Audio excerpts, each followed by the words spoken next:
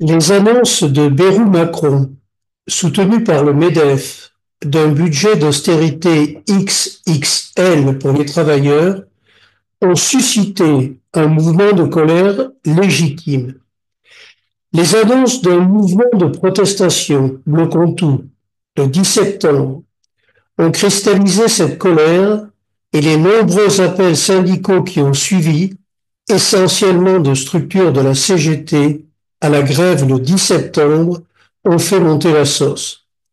Bayrou, pour essayer de faire retomber la pression, a choisi de tomber le 8 septembre, 2 jours avant, avec l'objectif probable de rechercher une solution politique plus apte à faire passer cette austérité.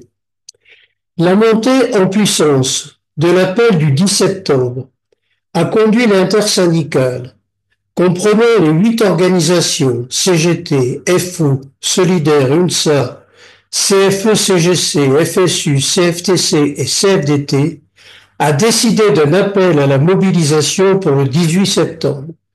Cet appel à la mobilisation est agrémenté de la formule désormais classique, y compris par la grève, qui est un moyen un peu usé de ne pas appeler tout en faisant semblant d'appeler.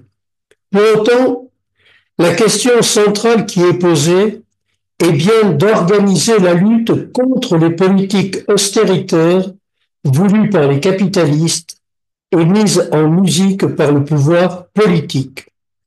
Il faut donc se saisir des 10 et 18 septembre pour en faire des temps forts d'une mobilisation qui doit se poursuivre et s'approfondir.